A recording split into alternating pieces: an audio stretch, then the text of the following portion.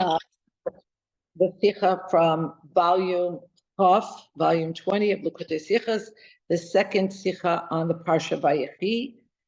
We are learning in the Schus of a refuah shlema ukrova to Harav Yosef Shlomo ben Risha, and a refuah shlema ukrova for Harav Shalom Doiber ben Chava, and thanking Hashem for miraculous cure that Tzvi David ben Irina Miriam experienced last night, and Hashem should give him a complete recovery. We are overjoyed to wish Mazel Tov. We have a bumper crop of Mazel Tovs this morning.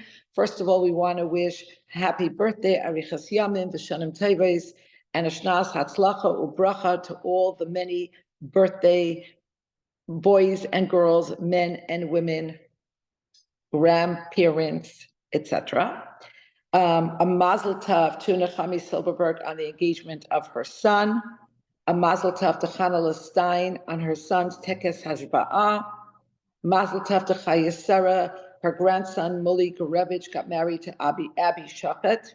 They should form a binyan adayad. Orit's daughter Esti Altain had a baby girl. Mazel Tov. You should bring her to the Torah to Chuppah Masan Tevim. Rachel's daughter had a baby boy, as is Chanukah. Mazel Tov. Endless Chassidish Shenachas. Hannah's granddaughter Dvorleah says Anayev had a baby girl. Mazel Tov, Mazel Tov. And like Nechami just said, there should just be simchas for everybody, healthy, happy simchas. Before we begin, it will be helpful for us to situate ourselves in the narrative. So in Parshas Vayechi, Perek Nun, that's chapter 50, and specifically, we're looking at verse 13, Yud Gimel, but just so that we understand where we are, we're in the very last verses of Chumash Bereshis, in the very, very last verses, and the beginning of Perek Nun, chapter 50, begins with Yaakov leaving this world. And if you look at Pasuk Aleph and Perek Nun, that's 50, verse 1, Yosef fell on the face of his father. He wept, he kissed him. His father was embalmed. The Egyptians mourned Yaakov Avinu for 70 days. And when the days of mourning were over, Yosef said to Paro, I swore to my father that I would take him to Eretz Canaan and I would bury him. Please let me go. And Paro said, yes, go up and bury your father, just as he made you swear. And the Torah tells us that all of Yosef's household, his brothers and his father's household, went up in this very august procession. With him also went up chariots and horsemen. And the Torah actually says it was a very imposing entourage. And then we skip to verse 13, and this is what we're focusing on today. The Torah says, "Vayisu oisayvanav arza Canaan." His sons carried the casket to the land of Canaan. Vayikberu oisay, and they buried him. B'ma'ara stei hamachpelah, in the cave of the field of Machpelah. Asher kana Avram es hasada lachuzas kever, that Abraham had purchased along with the field for possession as a burial place, and he bought it me'ez Ephron Achiti al pnei Mamre. He bought it from Ephron the Hittite facing Mamre. And let's look into Rashi Yud Gimel, Rashi on verse 13. And Rashi says, "Vayisu oisei vanav," his sons carried him, "V'loi v'nei banav," only his sons and not his grandsons. Shekach tzivam, for he had commanded them as follows: Al yisu mitasi loy ish mitzri v'loy echad mibnechem. Let no Egyptian carry my bier, nor any of your sons. Shehem mibneis Canaan, for they are born from Canaanite women. Ella atem, but only you shall carry it. In his iconic book, Who is a Jew, by Rabbi Dr. Emmanuel Shachet, Alav Shalom, he cites this Rashi as one of the earliest places, and one of the most clear places we have, that children are Jewish if their mother is Jewish. And Yaakov Avinu also kava lahem makim. He assigned to his sons the positions around the casket. Gimel Mizrach, he put 3 on the eastern side, v'chein l'dalet haruchos, and likewise on all 4 sides he placed 3 of his sons. U'kesidron l'masa machane shel degolim nikbu kan. And it was according to the same order of their positions that they would later take when they encamped in the desert under their banners. That's how they were positioned around his casket. And the Medrash says it was Yehuda, Yisachar, and Zevulun on the eastern side, Reuven, Shimon, and Gad on the southern, Dan, Asher, and Naphtali on the northern, and Binyamin, Ephraim, and Menashe on the western side of the casket. Now, Rashi says, Levi lo yisa, Levi shall not carry. Why? Shehu asid lasezis ha'arein, because he is destined to carry the arein that had the luchais in it. That would be, and later the luchais and a sefer Torah. That would be the job. New duvet covers. That would be the job among many other jobs. Yeah, for Kayla and Adina. You'll tell me what they look like.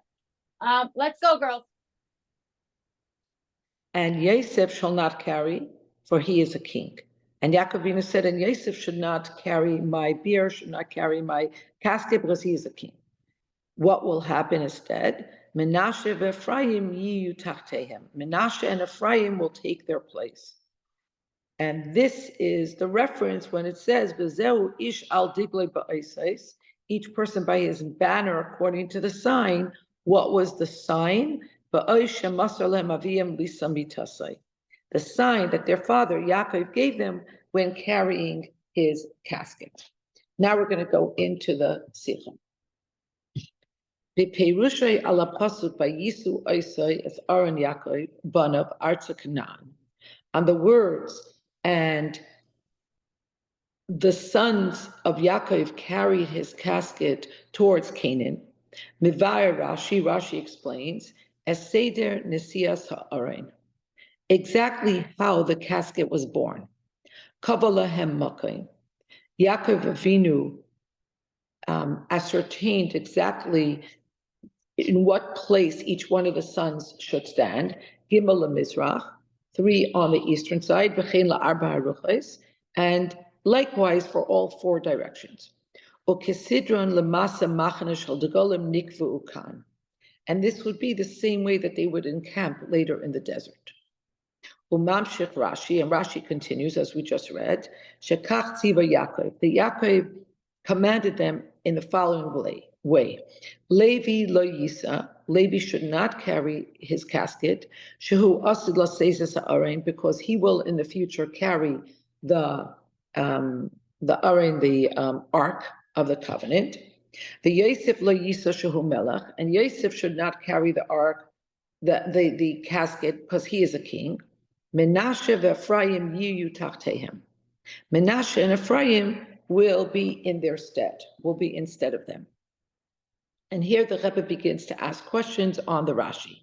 V'tzarich lahavin, and we have to understand. Ech yisyashiv hada Yosef lo yisa im hamefurish b'kasuv sheYaakov hishbia es Yosef unisasani mimitzrayim. How do we reconcile the fact that here Yaakov says that Yosef should not carry his casket with what it says earlier in this parsha, that Yaakov says to Yosef, and you will carry me out of Egypt. And he makes Yaakov swear and take an oath. He makes Yosef swear and take an oath that he will carry him out. Hainu, shechiyav nesias arayna shel Yaakov mutal beikra al Yosef, which means that the obligation to carry the ark, the casket of Yaakov, devolves upon or rests upon Yosef in the main. V'im kain, and if so, l'chayra vaday she'olav lasos bazeh k'chol efshari. So if his father made him swear that he would carry him out of Mitzrayim to bury him in Canaan, it means that the primary obligation falls upon Yosef.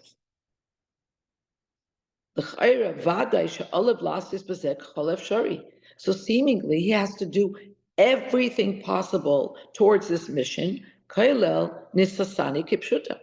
including carrying me out. This is the voice of Yaakov, that you will carry me out, that he should literally carry his father out. So this is our first question. How is it possible that his father should tell him, swear to me that you'll take me out, and at the same time say, I don't want you to touch my casket? And we also need to understand the fact that Levi is specifically told he cannot carry the casket. Why? Because he's going to carry the Ark of the Covenant later in the Mishkan and in the Mikdash. I'm sorry, in the Mishkan, from place to place. Nisias arana edus ayde Levi harehi inin sheba asid harachik. First of all, the fact that the tribe of Levi would carry the Ark of the Covenant is something that would happen in the far-off future. After their servitude in Egypt, after the fact that they would be tortured by the Egyptians, and in addition to the fact that now Levi cannot carry his father's casket because in 4 or 5 generations or longer, his children will be engaged in carrying the Ark of the Covenant. But in addition to this, in the future, it's talking about his descendants. It's not talking about him himself. It's dar echad, hoidem, the dar revi yeshuvohena. It's in a few generations. Shehem Yisua Aaron, that they will be carrying the Ark of the Covenant. Umadua yimna mimenu. So why should this be prevented from him? Mishum kachla says the Reinishal Aviv. Why? Because of something that's going to happen by his descendants. In a few generations, should he be prevented from carrying the Ark of his father now? Bisha shenesias Aaron hameis bichlal mitzvahi ubefrat Arena shel Aviv. And specifically because carrying the ark, the casket of a deceased is a mitzvah. Anything that you do for the deceased is considered the chesed shel emes. It's the most true kind of kindness you could do because the person could never repay you. It's a mitzvah. And especially this is the casket of his father. And here he's being prevented from carrying the casket because of something that his descendants are going to do later. Okay, so we have a question on Yosef. The question is, it seems that Yaakov specifically told him, I want you to carry me out of Mitzrayim. And here his father is saying, don't touch my casket. And regarding Levi, the fact that his descendants are going to carry the Aron, the Ark, in 3 or 4 generations later, why should that prevent him from doing this for his father now? Beis, Seif Beis. Va'bir bazeh. And the explanation. Rashi atzmai biyashiv kush yazu biyitor l'shoinoi Menashe ve'Ephraim yiyu tachtehem. Rashi himself seems to be addressing this very question with the extra verbiage that he uses when he says that Menashe and Ephraim will be instead of them. V'kavanasei bazeh. And what is Rashi intending to teach with these words? It's not that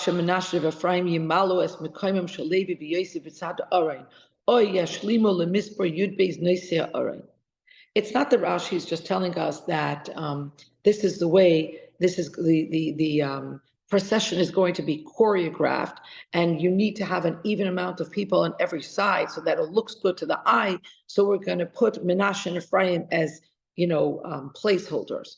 Or it's not that there has to be 12, so we're going to put Menashe and Ephraim in there as placeholders. Ki'im, but rather shehim tachtehem, that they take their place. Bim koimam. How does one person actually take the place of another? By becoming their shliach, shluchehem. They will be their emissaries. And we have, of course, the famous idea that Shliach shel Adam kemaisei, that the emissary of a person is like them. If you look in footnote 14, the Rebbe actually brings down that Rashi in Bamidbar says, Ba'im tachtehem bishlichusam, that when the Torah uses the word tachtehem, which there are other terms that the Torah could have used to say in their stead, it means as their emissaries. The Hainus means Sharak binagay legufam biyadehem kipshutei loy nasu Levi v'Yosef as arena shal Yaakov. This means to say that it is only in bodily form that Yosef and Levi did not bear the casket of their father. It's just that their physical hands were not involved. Aval af heim kimu as a mitzvah de nesias Aaron Yaakov al yedei shlucheim kemoisa mamash. But in every other way, in soul, in spirit, they were there. They observed the mitzvah. They fulfilled the mitzvah of carrying the casket of their father. How? Through deputizing Menashe and Ephraim to do it for them.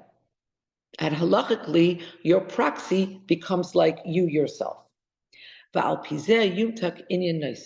through understanding this, something else becomes clear. Mahu shepasach Rashi is perushi ba'amrei vayisu oisei banav v'loi b'nei banav. Why does Rashi begin his commentary on this verse by saying his sons carried him and not his sons' sons, not his grandsons? But then he continues and he says, Shemenashe v'Ephraim nasus Aaron Yaakov. But then he says that two of the grandsons did carry the casket. They did carry the Yaakov Avinu. Ephraim and Menashe are his grandsons. And although Rashi explained in his commentary on this verse that Yaakov gave them a tzibur, he gave them a commandment, and he said, Al yisa mitasi loy ish mitzri v'loy echad mehem shehem ibnais Canaan, that he did not want any Egyptians to touch his casket, to carry him, to bear him, and he didn't want any of the grandsons that would be the children of non-Jewish women. Ve'ilu Menashe v'Ephraim hayu b'nei Asnas, and Ephraim and Menashe were the children of Asnas, who was the daughter of Dinah. So they were Jewish. But the Rebbe explains, Haretzivu Yaakov hayagam letzad hachiyuv kehemshech divrei Rashi ella atem. But what Rashi is underscoring here is, it's not just by default that because Ephraim and Menashe are the children of Asnas, and Asnas is a Jewish woman, so they could carry him because they don't fall under the rubric of the children of non-Jewish women. But no, Rebbe says, Haretzivu Yaakov hayagam letzad hachiyuv. But there's also a positive commandment of Yaakov Avinu. He wants Ephraim and Menashe to carry him. Ella sheme'acha shenesias Aaron Yaakov al yedei Menashe v'Ephraim haisa tachtehem b'tor shluchei Levi v'Yosef bilvad. So, but because Ephraim and Menashe did this instead of Levi and Yosef, meaning that they were the proxies of Levi and Yosef, they were the emissaries. So therefore, it still stands his commandment that only his children should carry him. Because although physically two of his grandchildren carried him, but they were just carrying him deputized by Levi and Yosef. They were not carrying him in their own right. And so his children carried him. Atem. Hainu, meaning, shahanesia misyacheses l'mishalchem. That the act of carrying Yaakov is attributed to those who deputize Menashe and Ephraim, and those are Levi and Yosef. And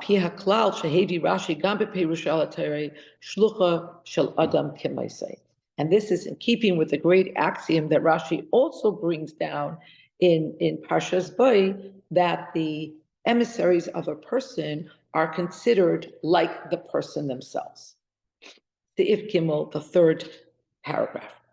Omnam tzarich lahavim b'pnimius hanyanim. Okay, so we get it. We get it that it's not a contradiction, that it can only be the son.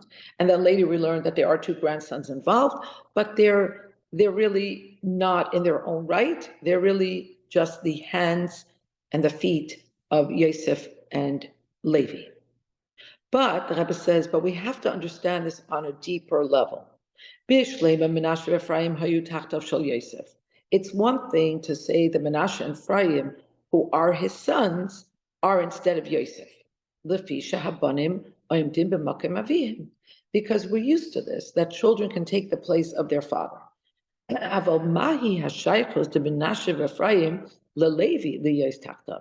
But what is the connection between Menashe and Ephraim to Levi, that they should take his place?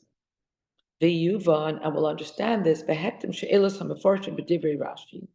prefacing with a question that some of the commentaries bring on the words of Rashi. We know that there are many super commentaries on Rashi's commentary, and they ask as follows: Levi lo yisashu asid lo seises ha'are.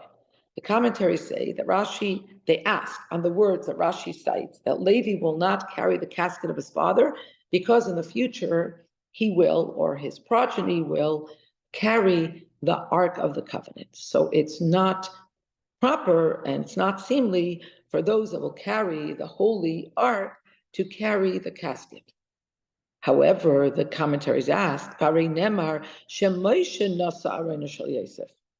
taught that Moshe carried the casket of Yosef, because of, like it says explicitly in the Torah, Vayikach Moshe's atzmos Yosef imay, that Moshe, when he left Mitzrayim, took Yosef's bones with him. He took Joseph's bones with him. Moshe hayem mishevet Levi, and Moshe was a Levite. He was from that line. And not only was Moshe from the larger tribe of Levi, but he was actually from the particular family within that tribe who were tasked with carrying the Ark of the Covenant. So why can't Levi carry his father's casket here? Because his progeny are going to later carry the Ark of the Covenant, the Aron, and Moshe is able to carry Yosef, and he's also from Levi, and moreover, he's from the family that would carry the Ark. Dalet. Vabir b'cholza, and the explanation of all of this, the fourth section of the Sikha. Yedua, it's known, shahatcholos hashibud b'Mitzrayim hoisa la'achrei petiras Yaakov. It's known that the very beginning of the subjugation in Egypt began after Yaakov Avinu passed. K'moshe kasav Rashi b'tchilas haparsha, like Rashi writes at the beginning of the parsha, shekevan sheniftar Yaakov Avinu, that when Yaakov our father passed, nistemu einehem v'libam shel Yisrael, the eyes and the heart of the Jews was occluded. It became like clogged. Mitzaras hashibud, from the travail, from the hardships of the servitude. Shehizchilu l'shavdam, that began at that point when Yaakov passed.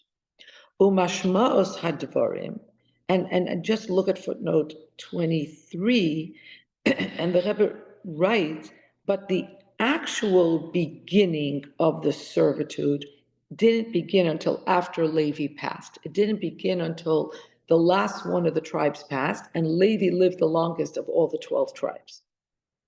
But the precursor, the difficulty, the fact that their eyes and heart already became kind of obscured, it meant that they were already feeling the future servitude. Umashmaz hadvarim, and what does this mean? Shemitziusa shel Yaakov b'Mitzrayim ikva es tzaras hashibud. This means that the very existence of Yaakov in Mitzrayim forestalled and held back the difficulty and the travail and the hardship of the servitude. Umana es inin hagolos b'Mitzrayim. It obviated the possibility for there to be exile in Mitzrayim. But rather, what the Jews were experiencing was the gullus, was the exile from the land of Canaan, which would, of course, later become Eretz Yisrael. Kol zman shehaya Yaakov b'chayim, for as long as Yaakov lived, lo chasar livnei Yisrael davar b'Mitzrayim. They were missing nothing in Egypt. They actually lived a very privileged life. Adrab, on the contrary, the etna lachem is tuv eretz Mitzrayim, chelep haaretz. They were promised by the Pharaoh that they would get the best part of the land, the creme de la creme of Egypt. Umuvan mizeh. So once we understand that Yaakov's very presence in Mitzrayim forestalled the servitude, it's understood from this, Shahoitzas Yaakov mimitzrayim, al menas lahavir l'kvura ba'eretz Yisrael, that the very fact that Yaakov was taken out of Mitzrayim for the purpose of burying him in Eretz Yisrael, Haisa shlab noisab shagoram es hefsharios lagolos v'shibud Mitzrayim. This was another stage. This was a quickening of the possibility for the Jews to go into exile, not just to be in the geographic location of Mitzrayim, but to be exiled, to be constrained and constricted in the servitude to Mitzrayim. Now, once we understand the enormity of Yaakov leaving Mitzrayim, now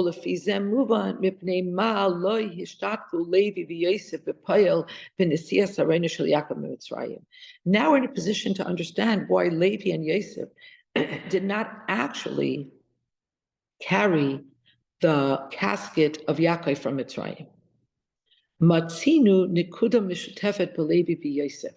We find that there is a shared attribute when it comes to Levi and Yosef. And what is that? They both transcended the whole possibility for exile in Mitzrayim. And both of them did not allow for the possibility of servitude to exist in Mitzrayim. And now the Rebbe is going to unpack this. B'negei Yosef, when it comes to Yosef, Isa b'medrash, it says in the medrash, Kol zman sheYosef hayakayim lehaya lahem masui shel Mitzrayim. For as long as Yosef existed, they were not subjugated, they did not carry the yoke of Mitzrayim. Meis Yosef, but once Yosef died, nasnu alehem masui. The yoke of Egypt was placed upon them. Leficha ksiv, that's why it says at the very beginning of Chumash Shemais, this week we're finishing Chumash Bereshis, next week we're going to start Shemais. At the very beginning it says, Eila Shemais b'nei Yisrael haba'im Mitzrayim. These are the names of the children of Israel that were coming to Egypt, but they were there already. Haba'im ki'ilu oisei hayayim nichnesu leMitzrayim. It says haba'im, that are coming, because after Yosef died, that was when the shibud, the servitude, actually began. So it's like they're coming to Mitzrayim then in a whole new way. Ubenegea leLevi kasav Rashi. So that's how Yosef staved off the exile. And now regarding Levi, Rashi says, Lama nimnu shneisef shel Levi. Why does the Torah tell us how many years he lived? The Torah does not tell us how many years every person lived, but why does it tell us how many years he lived? Because we need to know how many years he lived, so we know how many years the actual servitude in Egypt took. Because as long as one of the tribes lived, there was no servitude. Because the Torah says Yosef and all his brothers died, and then it says a new king rose up. Levi herich yamim al kulam, and Levi lived the longest of them all. And so once Levi dies, and the Torah tells us exactly how long he lived, we're able to compute how long the Jews were actually in exile. And even more than this,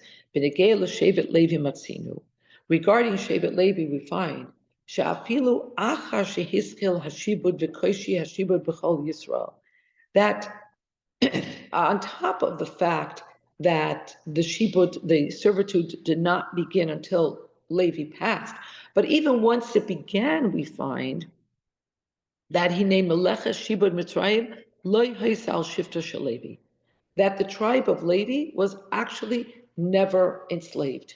They were never subjugated. They were never part of the exile.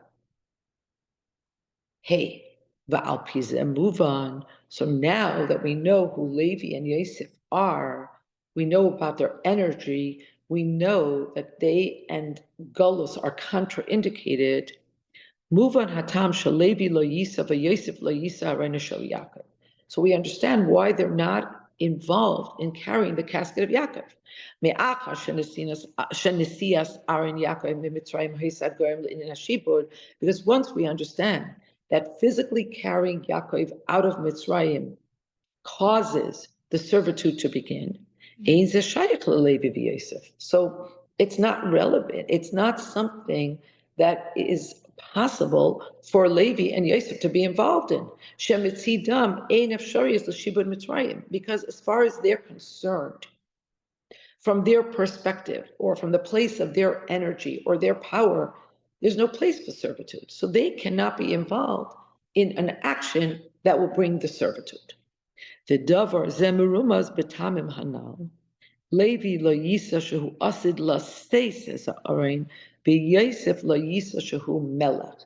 And now that we understand this concept, we could actually see an allusion to this concept in the very terminology.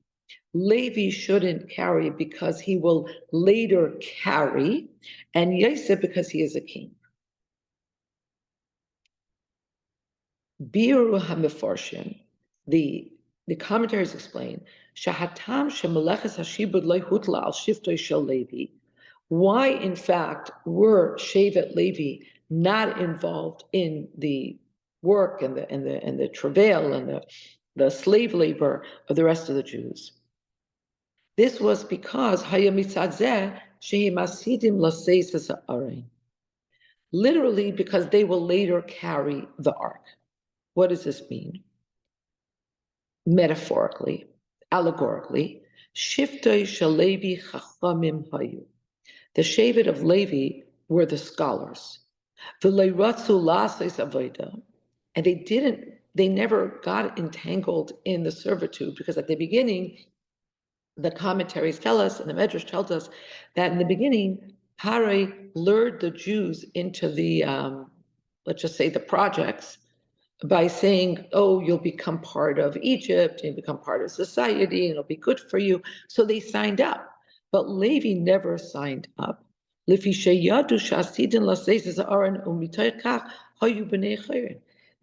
that they were going to carry the Aron. They knew that they were going to teach Torah. And so they remained free of the servitude.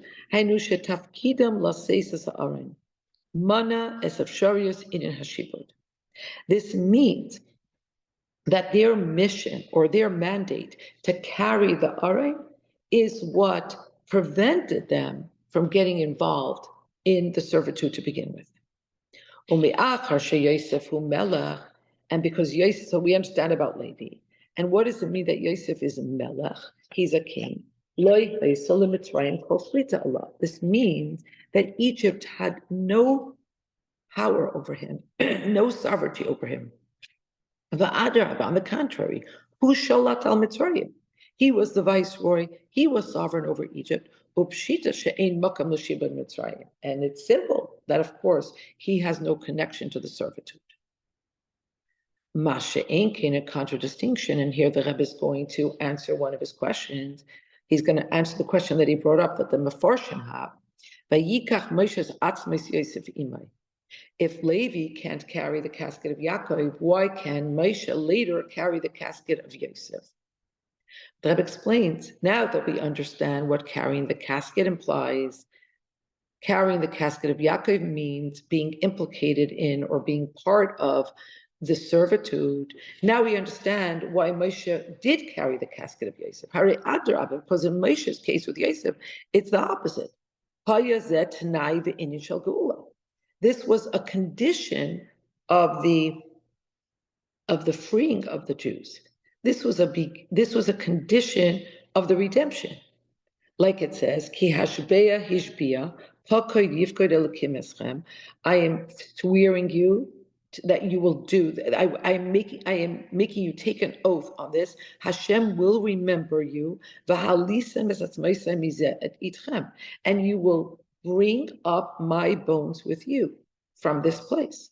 Umamela shayach hadabar l'shevet Levi dafka. So therefore, once we understand that bearing Yosef's casket is part of the redemption, then we understand that it is specifically something that the Shevet Levi should do, in this case, Moshe. Va'adraba, and how much more so, L'roi Shevet Levi, Moshe Rabbeinu. And it should be done by the head of the tribe, Moshe, the Goyelam Shel Yisrael. He was not only the head of the tribe, he was also the redeemer of the Jewish people. Seif Vav, the 6th section. Rivky, Yeah. does it ever mention anywhere? How did Levi know that they're going to be the Levium? They were the Chayrim were supposed to be the Levium. Does it ever mention anywhere? I didn't look through all of the footnotes. I did not look through all of the footnotes. It's a very good question. I was also thinking that almost seems, maybe this sounds silly to say it this way, but like an unfair advantage, because I always thought of it as Levi didn't get involved in the Golus because they sort of didn't see it as befitting for a Jew. But here it's like, oh, we knew what was coming, so it doesn't belong that we should get involved. But if no one else knew, then how does that jive? Also, did they, I mean, this might be like a really stupid question, but did they even know what the Aron Kodesh was at that time? So I think that all of this is probably answered by, none of them are stupid questions. They're all very, very good questions, but likely they're answered by the fact that they had Ruach HaKodesh, that they somehow knew that they were destined for this greatness, for this task, for this mandate. But also we know that there was already this concept of studying Torah. And the Rebbe is soon going to later explain that this resonated with him because every civilization always had scholars and always had researchers. So he understood that there should be people who don't get involved in the menial, the physical labor, because they're the scholars. And we know that. Because I was just thinking that like it could feel like an affront almost to like not be able to carry your father out, right? It's not like, so I'm just thinking they must have had incredible emunah to just understand that there must be some good reason for it, because like it's not like, oh, you can't participate in this or that. It's like a very ultimate act that they're being prevented from. So you could imagine that they would have a negative type of response to that. On the other hand, there are certain things that are not fit for a king. Right. And there are certain things that are not fit for Shevet Levi. Right. But were they really Shevet Levi yet? So I'm not saying this is the ultimate answer, and please somebody unmute yourself, but I think at least that's what I got now. It seems that it has to do with them, yes, having a certain amount of information about the future. Rivky, I take back my question, because it was Yaakov who set it up, and Yaakov for sure knew that Levi was going to be Levi. Yaakov set up the order that Levi and Yosef are not carrying. Yeah, but your question still remains in place, because I thought part of the question is like, why Levi may not have known, yeah, but Yosef knew. I mean, Levi may not have known, but Yaakov, who set up the order, who's carrying, and Manasseh and Ephraim are going to be part of it. So Yaakov for sure knew, because the Golim later on in the Midbar were set up according to Yaakov, the way they carried him. So Yaakov probably knew. Whether Levi knew 100% or not, that's a different. But your question is still in place, because look at the 3rd paragraph in Seif Hey, in the 5th section, and the Rebbe brings down from Tosfos footnote 36, that shiftoi shalevi chachamim hayu, v'lo ratzu lasos avoda, lefi sheyadu she'asidin laseis ha'aron, u'mitei kach hayu b'nei chayrin. This means that Okay. Levi themselves had this certain knowledge. Okay, that's great. So how? Okay, but that's when So it wasn't. now, if Vav, Hold, now the Rebbe says Al Pi Hello? Zeh. 1 minute. What Oh, about sorry. Yehuda? Yehuda was going to be the king. And the brachas that Yaakov gives to the Shvatim before he passes away, right? He specifically says, that La Yasser Shevet Mi Yehuda. So why not Yehuda? Why was Yehuda able to carry the Aron? It's not the whole tribe. Because it doesn't have to be because of the king. The thing is that it was that they were stopping the gullus from happening. Yehuda wasn't stopping the gullus from happening. Yosef was stopping and Levi was stopping. I mean, Levi never went into the gullus. And Yosef stopped the gullus from starting. Yehuda is going to be the king, but his kingship has nothing to do with gullus Mitzrayim. But you know what? I could have easily seen, you could argue the opposite for Hindi's question. It says, "Es Yehuda shalach lefanav." Yaakov sent Yehuda before him. So first of Right. all, it would seem like maybe Shevet Yehuda would be the scholars. And also, Yeah, but not because he's a king, no, I understand, but I'm saying I mean, I think we have to say that this is the way Abishter wanted it. This is how Yaakov set it up. Can I just throw something out there? He's because Yehuda is the askin. He's the one who arranges things so that Levi can sit and learn. Can I throw something out there? Can you hear me? Of course you can. Yes, we hear you. Okay, it's my understanding that throughout Jewish history, there is this element of Malchus with Yosef and with Yehuda that's not going to be reconciled until Mashiach comes. It's going to be Mashiach ben Yosef and Mashiach ben David. And if you look throughout Jewish history, when one is up, the other one is not necessarily up. You have Malchus Yehuda, Malchus Yisrael. So I'm just wondering if this somehow, they both have Malchus, but not necessarily in the same way at the same time. Just a random thought. No, it's not random at all. Thank you for inserting it. And yeah, we know that Yosef is the precursor for Yehuda. And that's actually why the brothers saw Yosef as the Yishmael of their generation. They saw the Yosef as the Esav of their generation. They saw him as a usurper. But that's a whole other class. Vav. I just, if I could, just one thing. If the father, meaning if Yosef was the king, and because of his position, he could not bring on the servitude. So why were his sons, who would be the princes, in fact, be able to do what the father couldn't? Like I don't like if you're going to say that's his position, the reason why Joseph couldn't carry was because of his position in Egypt, and he was sovereign. So his kids, in theory, follow in the same line. Excellent. You asked the question that the Rebbe presents right now. Okay.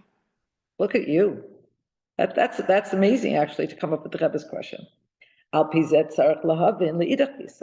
So based on what we just understood, what we were taught now, that Yosef and Levi have no connection to Golos. So now we have to understand exactly what Elsa just asked. On the other hand, Kevan Shalevi v'Yosef lo hayu noisei aron Yaakov mitzrayim lefi shezehu hefech inyanam. Yosef and Levi did not carry the casket of Yaakov because it's the opposite of what they stand for. So why did they have to set up proxies in their stead? Why can't it just be that 10 people carry the casket?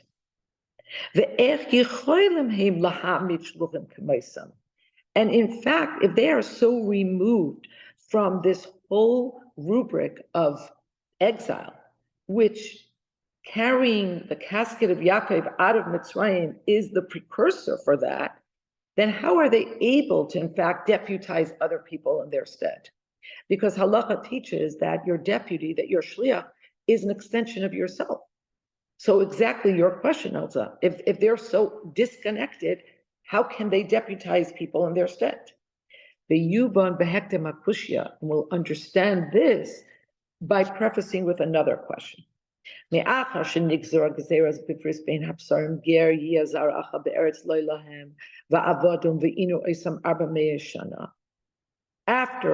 God had set up an edict during the covenant of the pieces with Avraham Avinu, that your seed will be strangers in a land that does not belong to them, and they will be subjugated and they will be tortured there 400 years.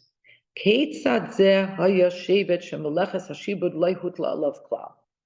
is it possible for there to be a tribe that would not be included in this exile, in this subjugation? There wasn't a caveat in that covenant. There was no exclusion. There was no clause that said that there were going to be two tribes that were not included. So how can this be? Yes, okay. The Rebbe says that the question is even bigger.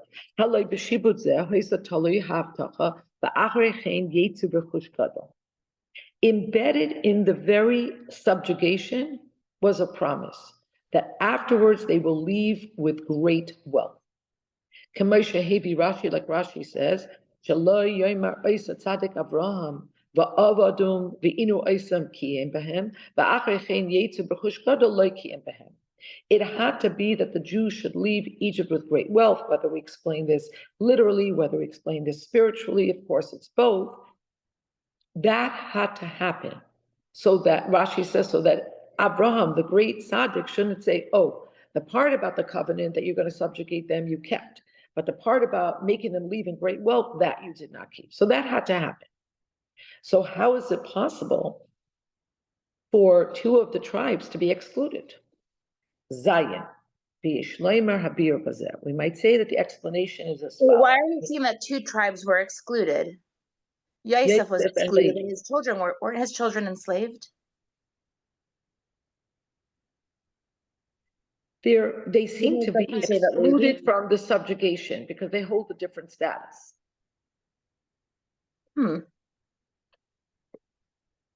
That's what seems to be implied here.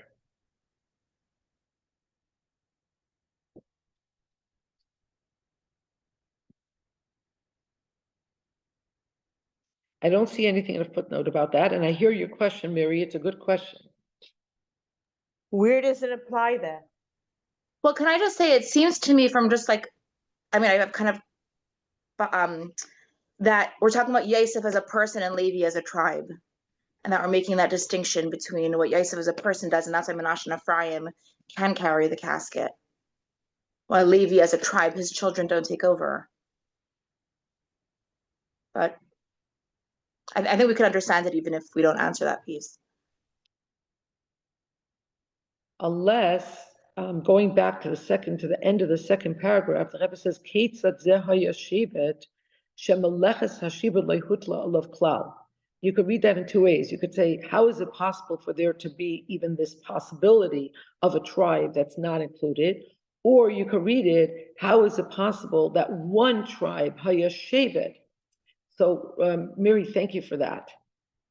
So maybe it's that the Rebbe's question is only on Shevet Levi. In footnote 47, the Rebbe brings down something very, very interesting, that the Ramban writes, Shebepnei deshiftoi shel Levi lo haya b'shibud melechus Mitzrayim, hayu parim v'rabim kedera kol haaretz, v'lo haya behem habracha, lakasher yanu es kein yirba v'chein yifritz. The Ramban taught that because Levi was not in the servitude, they did not merit the special proliferation that the Torah says that the more that they were pressured and the more that they were tortured, the more populous they became. But that did not happen for Shevet Levi because they were not in the servitude. So maybe it's only about Shevet Levi. Thank you. And later he even brings down that was Shevet Levi the smallest of all the Shvatim? I was just thinking the same thing. I'm going to be a little chutzpahdik. I'm sorry. Please forgive me. Is it possible that we could just It's hard sometimes to follow with so many questions and comments in the middle. I'm sorry. No, don't apologize. You're right. We set up a rule and I'm breaking it. I apologize. Zayin. V'yesh leimer habir bazeh. And we might say that the explanation is as follows. And we already know that whenever the Rebbe says v'yesh leimer, we might say the Rebbe is about to give us a truly novel way of understanding this. In Yizeh shal shevet Levi le'hoisa melechas hashibud. Einay mipnei shelo hoisa lem shaychus l'golos Mitzrayim. The fact that Levi was not subjugated is not because they had no inherent connection to the Golos. Ella shezed gufa hu prat ba'ofen hashibut Yisrael. But rather that the way in which they comported themselves and their experience was part of the servitude. Hamechuvan b'shibut Mitzrayim lo haya ligrem chas v'sholom tsar v'seva liYisrael. The Rebbe explains that the intention of the servitude of Mitzrayim was not because God got angry at us and put us in time out for a few hundred years. It was not, God forbid, to cause us pain and travail and suffering and distress. Ella l'shem ba'anochi alcha, but it was for the eventual ascent. Ha'ilui sheba al yedei zeh. It was the way in which we would be elevated and exalted through this experience. Like it says in Chumash Devarim, Mitzrayim hoisa kor habarzel, that Mitzrayim was like a smelting pot in which you put a metal and it separates the dross from the precious metals. Shepa'al zichuch b'nei Yisrael. The whole experience caused a refinement of the Jews, b'dugmas kor kipshutai, like a literal smelting pot. Ella shemitzad koishi hashibut. But because of the difficulty of the servitude, there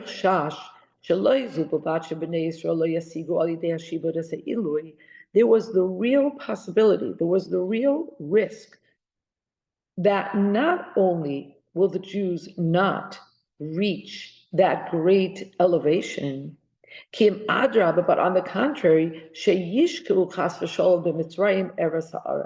but that they will become mired in the depraved society that was Egypt. And therefore, that's why it was necessary that there should be a specific cohort of Bnei Yisrael from amongst the Jews that must remain above the servitude.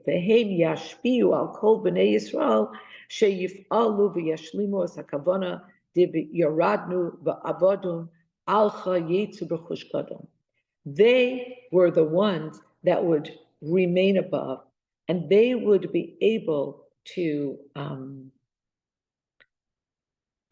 influence the rest of the Jews that the true intention of the servitude should come to fruition, that they're going down, and the fact that they would be subjugated would be for the purpose of their going up and of their coming out of Egypt with great, great wealth. And this was the job of Shevet Levi, as Nachmanides explains,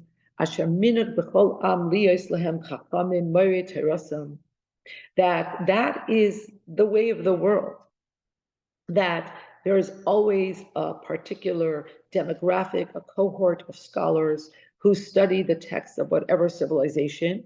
And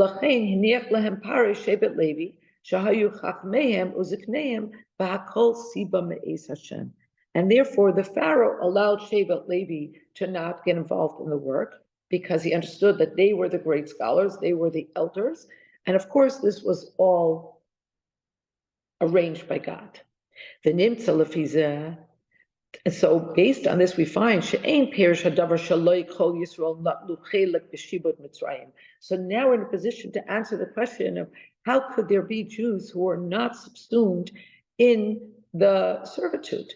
Because in the covenant of the pieces, when Hashem spoke to Abraham, he didn't say most of your children. He said your children will be strangers in a strange land.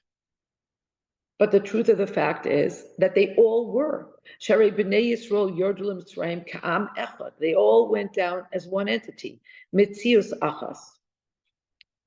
Kidiyuk Lashon HaKasov, if you want to drill down on the actual words of the Torah's treatment of their going down, it says, Kol hanefesh haba mitzrayim ashivim.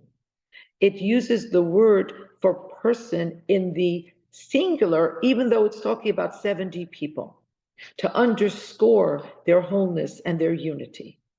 So they all went down into the subjugation and they all experienced the servitude. Ella shahoisa bazeh ke'ein shutfus. But there was a partnership. Kate said, Yavru es hashibud ba'ofen shakol shutuf mimali es chalkei gam avor zulasei.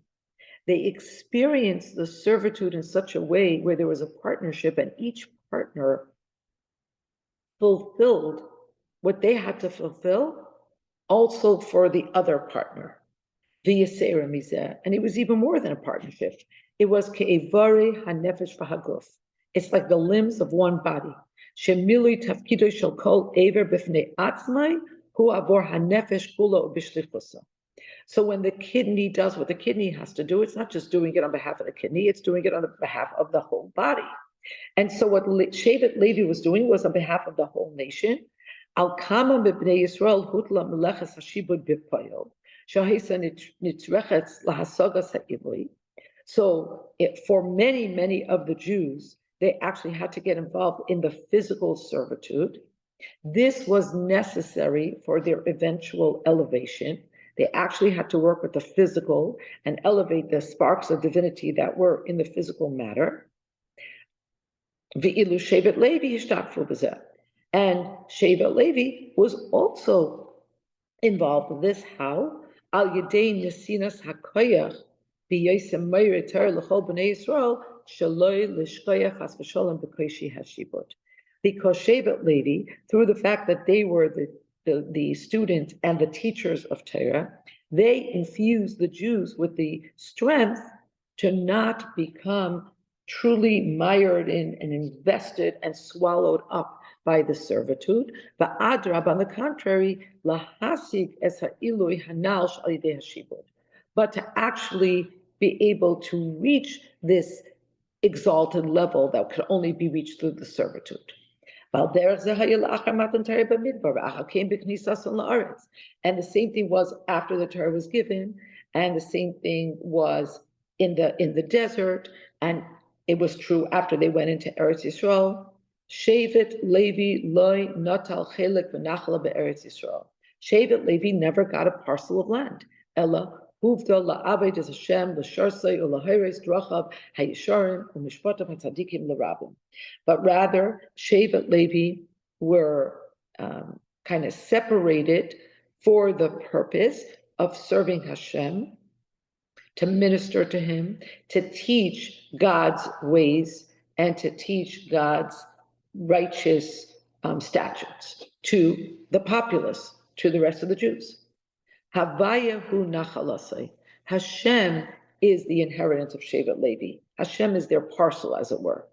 V'davar zeh bo lidei bita kipshutai b'kach sheshibdu v'shirsu b'mishkan pelan l'siyas ha'aron.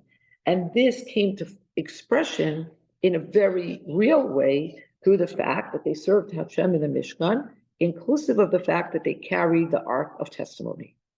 The Yisoid Hadavar, and the basis of this all, Shekulam Hayu Skukim L'Tzarchei HaMikdash, Ela Shahalevim Boim Tachteim B'Shlichusam, that all are necessary for the Mikdash. It's just that the Leviim are deputized to come instead of all the Jews. On the other hand, and the very important spiritual service of creating a dwelling place for God in this physical world, this was effectuated through the rest of the tribes, but it's a partnership. On the high time, for this very reason, Shevet Levi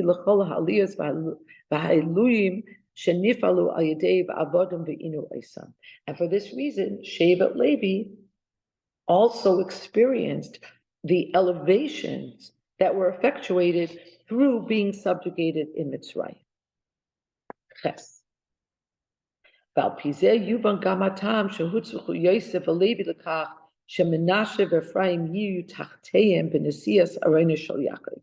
And now we understand, the Rebbe circling back to answer the question, wait a minute, if Levi and Yosef are completely removed from Golos, and the holding or the carrying of the casket of Yaakov has to do with starting the Golos, then why would they deputize people in their stead? Why would they have anything to do with it? Why would they even be adjacent to it? But now we can understand why Menashe and Ephraim were in their stead.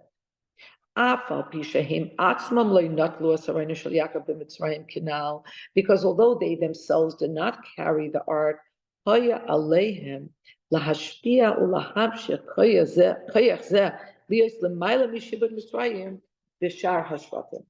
they still had to be involved. Yes, through deputies, through proxies, but they had to be involved because they, at the very beginning of the subjugation, had to be right there to infuse the strength of being able to remain above it.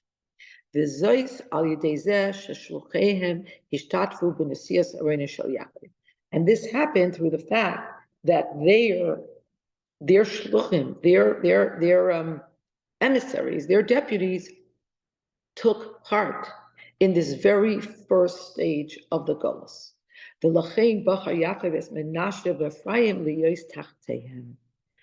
now we're going to drill down on why did Yaakov choose of all of his grandchildren. Okay, we might say that he can only choose Menashe and Ephraim because they're the only Jewish ones, because Asnat is their mother. But you could also ask, why did he make that a prerequisite? At that time, all of the Jews were part of the tribe of Yaakov, more than a Jewish people, right? They all had to undergo conversion before Matan Torah. But what's special about Ephraim and Menashe? Lefi shehem hahemshech de Yosef v'Levi, va'al yadam hakoyach sheniskabel miYosef v'Levi, shehayu l'mayla mishibon Mitzrayim, nimshach ba'avoda b'toich hagolus. Because they are the continuation of the energy of Yosef and Levi. And it was through them that the energy was received from Yosef and Levi to remain above the servitude, but to be within the Golus, even as you are within to stay above. Ubefrat, the Rebbe says in brackets, Ubefrat al pi pashtus hadvarim shemenashe v'Ephraim noldu be'eretz Mitzrayim v'oid kodim shebayakov l'sham. And specifically because very literally Menashe and Ephraim were born in Mitzrayim, so they were uniquely positioned to be able to not only manage Mitzrayim but to be able to transform it from the inside out. And they were there even before Yaakov came down.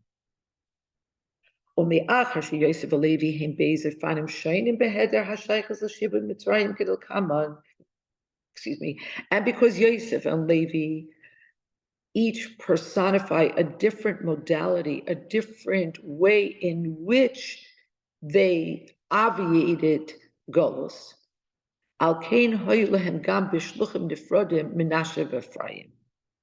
therefore, they had two different types of deputies. Okay, so Yosef and Levi are immune to the impact of Golus, and they have no connection to Golus, but it's for two different reasons.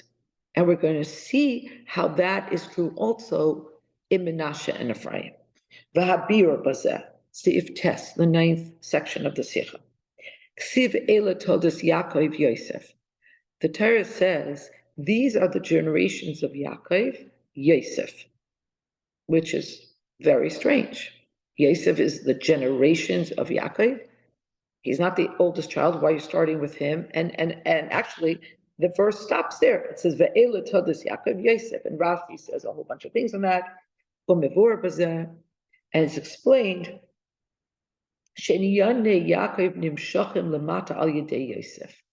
that everything about Yaakov continues in this world through Yosef. So Yosef is a continuation of Yaakov. Eitzel Yosef gamla achre shehured Mitzrayim, and this is true in Yosef, even after he was taken down to Mitzrayim, Hainu b'madregasei kafi shehi b'toich Mitzrayim me'ira madregas Yaakov b'gilui. That Yaakov's level, Yaakov's greatness, his spiritual stature, actually is revealed through Yosef as he is in Mitzrayim.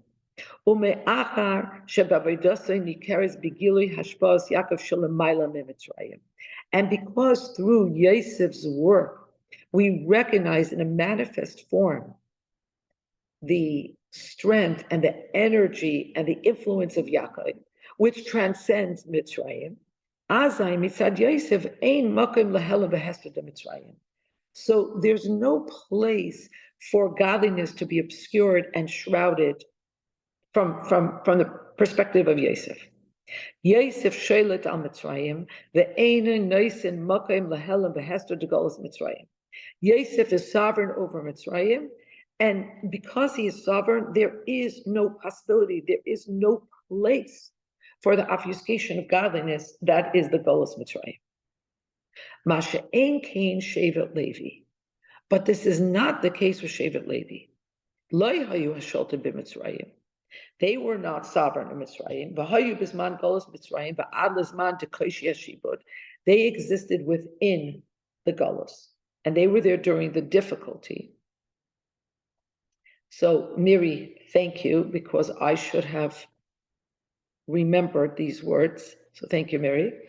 And although they were there during the difficulty, but they did not become mired and they didn't drown in it. On the contrary, Mishevet Levi Kiblu B'nai Yisrael es HaKoyach Lizbol es Koishi Hashibud Kanal. It was from Shevet Levi that the rest of the Jews received their strength to be able to tolerate the difficulty of the servitude. Until they will see the extra light that comes from within the darkness, until they will see the way in which they were elevated through this experience. But it's more than just giving them the strength to tolerate the galus. Shevet Levi gave the Jews the possibility and the strength to transform the galus. And it's through the agency of Moshe and Aaron, who come from the Shevet of Levi, that the Jews are freed from galus. And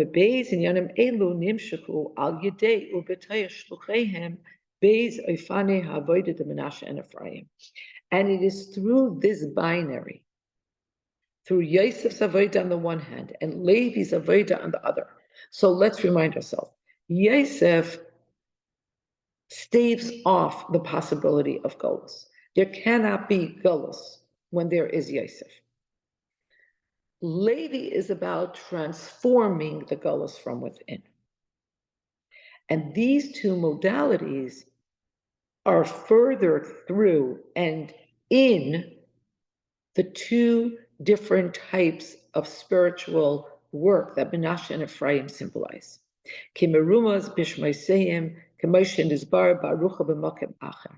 And their two types of spiritual service are actually alluded to in their very names. Menashe, shenikra kach ki nashani elokim es kol amoli ves kol beis avi. Menashe, Yosef named him Menashe, my father, because God made me forget through my travail my father's house. Hushem Shemathir, this is a name that reminds. Shenimtzuhu b'makam hagorim v'shkoyach es kol beis avi. This is a reminder that you're found in a place that can make you forget. And therefore, he has to jump and leave that place, because that is a place that can make you forget who you are. This name expresses and showcases his yearning and his resolve to never forget his father's house. To be connected to his father's house. So what is this spiritual service about? Lis amit shaloi liyos mushba mehasviva. To strengthen oneself not to be influenced by one's surroundings. How? Al yedei shmiras hakesher v'achibur lebeis avi. By carefully watching over and nurturing and nourishing the connection to my Father's house. And the Rebbe says, Yehudi b'yosef b'golus, when a Jew is in exile, maskir la'atzmai kol ha'ez shenimtzahu b'matzav shechafetz lahashgichai es beis avi.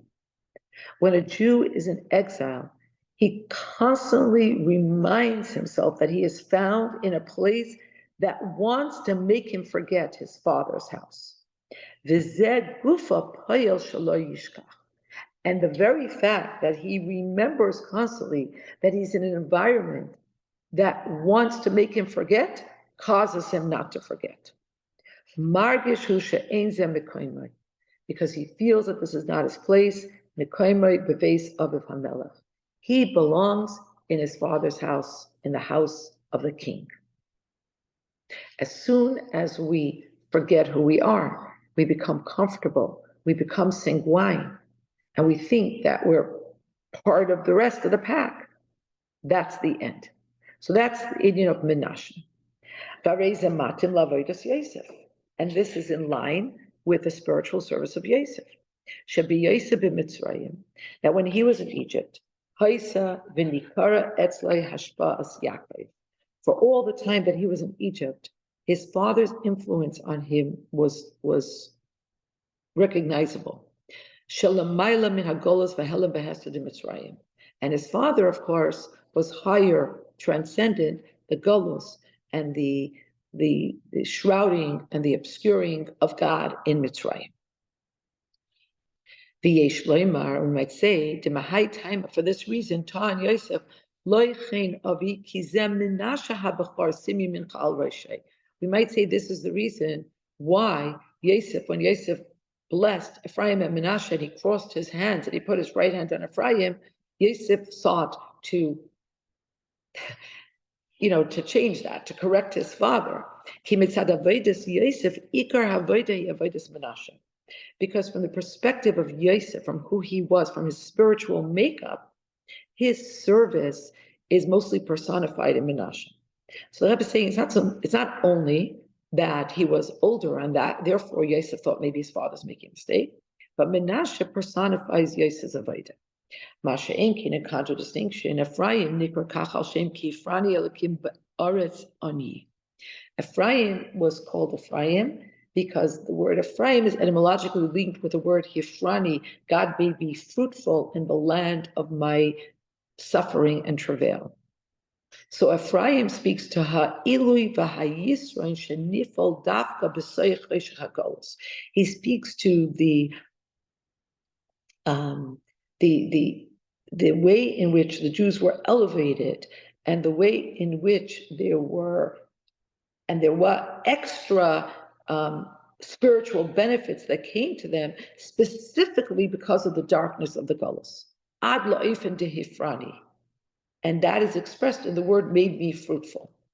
Va'avoida zu ba umista'efes me'avoida shevet Levi. And this spiritual service comes through the agency of Shevet Levi. Shebekoicham o bishlichusam. It was through their power, their spiritual energy, and it was their mandate, and it was their mission. Hafhu b'nei Yisrael es choshech hagolos. It was through that energy that Bnei Yisrael were able to transform the darkness of the Golos. Like the Torah says that the more that they were tortured, the more they were strengthened and the more they became fruitful. In the final seif, in the last section, Ksiv, the Rebbe says it's written in Tehillim, Noye Katsoin Yosef. B'nei Yisrael nikru b'shem Yosef. That we are, in many places we're called, of course, B'nei Yisrael, B'nei Yeshurun, but there is a way in which the name Yosef belongs to all of us.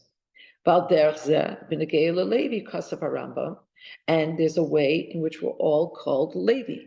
Shekedugma shevet Levi hena kol ish v'ish asher nodba ruchai. Harei niskadish v'yiyeh Hashem chelkei b'nachal asai.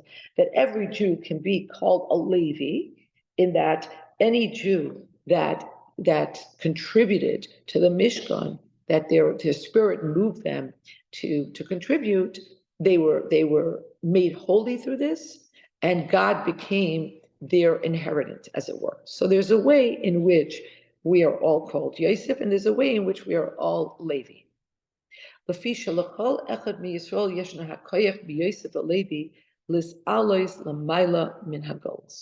Because every Jew has this strength from Yosef and from Levi to elevate themselves above the Golus.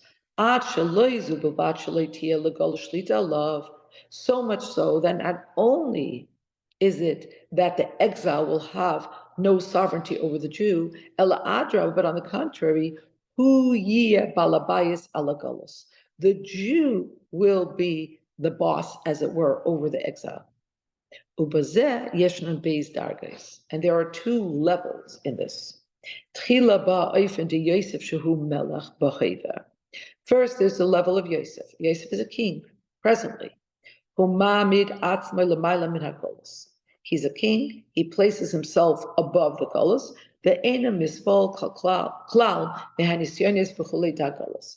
And is not at all, what's the word there? For how Yosef, he's not at all impacted. Is that what they say? Or phased. Phased. Oh, good. Not phased by the difficulties and the tests of Golus. And then there's the future, because you remember that the Rebbe asked, why would Levi not carry the Aron if in the future the progeny are going to carry the Ark of the Covenant? So now he shouldn't carry the Aron of his father, shouldn't carry the casket of his father. But one of the things we learn over and over in Chassidus is that, time becomes porous spiritually. So there has to be what's in the present, and there has to already be in the present what's in the future. What's the second level? The asid, the future. That's even a higher level. And that is Levi shehu asid l'seisus aron.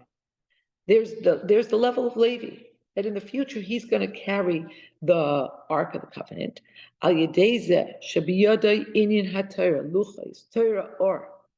Because through this, that he will carry, so here we're talking physically and allegorically, right? They carry the Torah. They are the teachers of the Torah.